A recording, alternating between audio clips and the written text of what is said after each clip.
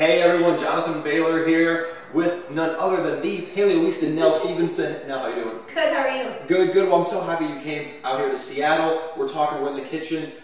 What's on your mind? I'm so happy to be back in Seattle. You know, I lived here for a while and it's nice to be back, and we had beautiful weather yesterday, and I brought you a gift from California. Is this a California avocado? Yeah. Well, why did you bring me an avocado? It's just my favorite fat.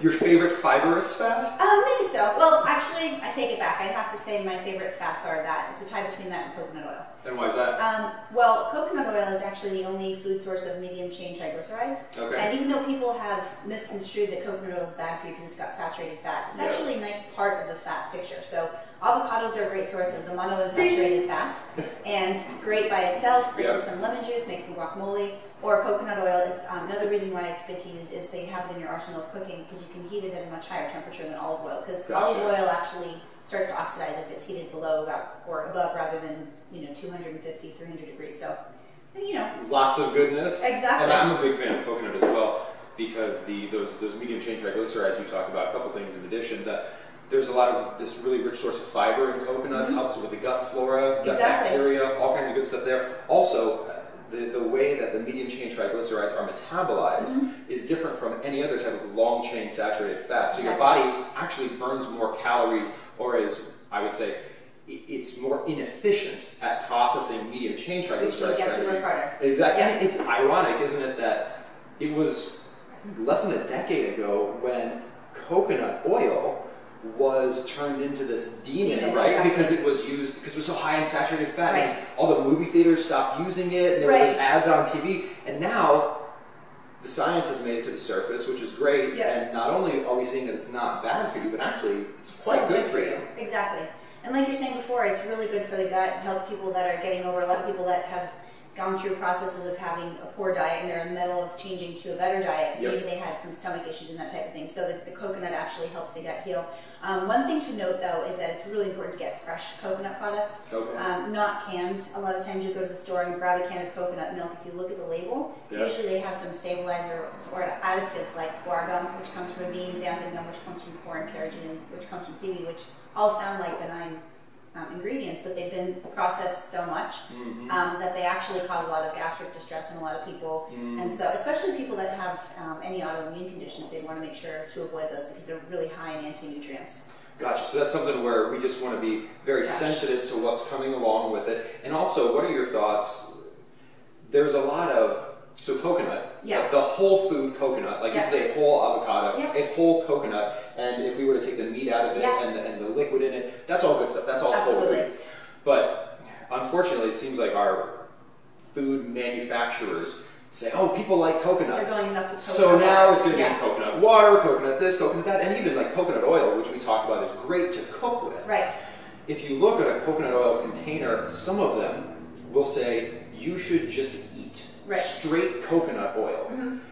Whereas it seems like just eating coconut, the whole food, like we're all about whole foods, right? So wouldn't we always prefer the whole food? I think so. I mean, there are certain occasions where, like, if you're cooking something and you need a medium in which to cook at a very high temperature, the coconut oil is great. But I agree, ideally, you're using the whole coconut. And granted, we're not all in an area, obviously there's no fresh coconut down here in Washington, but if you are in a place where you can get fresh coconut, that's the better way to go. And then if you're in a place where you can't get fresh coconut, there's a couple of things you could do in a pinch. There's one company called Let's Do Organic, which sells dried coconut. That's exactly what I purchased that from Amazon. Yeah, and it's just coconut. So that's a nice thing to do. You can actually rehydrate it, and depending on what type of consistency you're looking for, you can make a very thin liquid. Or if you wanted to do something that you would use in place of a dairy cream, you could actually use less, and it has this really thick, decadent quality to it that you don't miss. You're not like wishing that you had whipped cream. And it is, I've noticed too, you said that decadent quality. Yeah.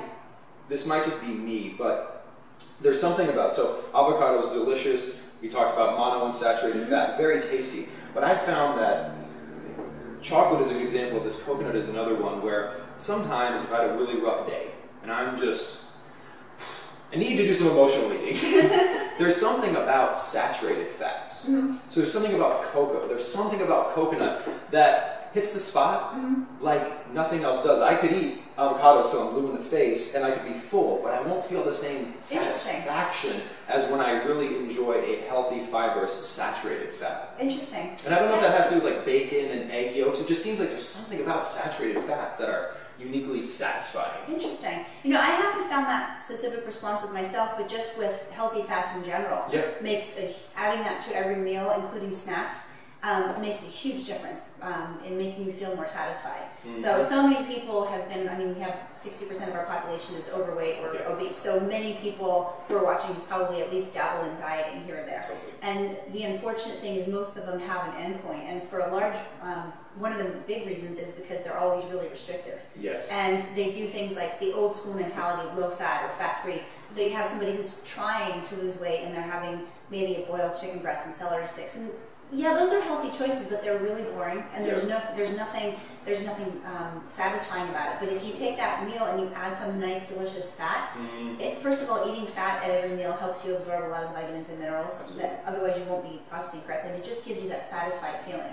So I think, and a lot of people don't realize that if you go really low fat or fat free, you're doing yourself a big disservice, because you're actually going to make your body continue along this insulin reaction rather than a glucagon reaction, which is the opposite. So you want to get up in the morning and have a nice source of protein and fat and vegetables as a breakfast, because that breakfast is the most important meal of the day. You set the stage for very even balanced blood sugar and a fat burning metabolism, rather than if you get up and you have the best of intentions and you start with a bagel and jam, your insulin just spikes and then dips, and all day you're going to have this roller coastery thing. And yeah, you might only have eaten a low number of calories, but it's not about the number of calories, it's about where the calories are coming from and are they balanced. And that quality, and that's one of the things, obviously you are one of the leaders in the paleo movement. You are the paleoista. Thank you. And one of the things that I love about paleo, I just think the reason it works so well for so many people when it's actually paleo, is that it does, what you said there, is that it's that focus on food quality. It's not a diet. And when you say, my personal belief is that just like you could not tell a person, if you want to lose weight, just don't sleep for the rest of your life, or just don't go to the bathroom as often. Like, it's not. People need to be satisfied. People need to eat. And when you live a paleo lifestyle or a sane lifestyle, things like the taste of sweet, the taste of salty, the taste of fatty, the taste of meats, all of the 4 tastes we crave as people, we can enjoy to the fullest extent. You don't have to. That's some of the challenge with certain diets is they just say none of this, none of that. And when those are taste, like if you think you can never eat something sweet again, or you can never eat something fatty again, or you can never eat something that tastes like bread, it's not bread. You and I both don't like grains, but at least has that taste and that mouthfeel. That's no good. But we're just finding higher quality ways to experience all of those things. Exactly. And the thing is, it's a really simple model. If you put good food and good things in your body, you're going to get a good result. There's no way that if you take somebody that's eating a poor diet and they're not exercising, and you clean their diet up, even if it's in stages and baby steps, and get them moving, that person is going to feel better. And they're going to lose weight, and whatever symptoms they may have, health conditions from mild to severe, start improving. It's going to happen. And if you just think about how unfortunate that so many people are just putting things in their body that they don't even understand what they are. Things in wrappers with words that they can't identify as being food.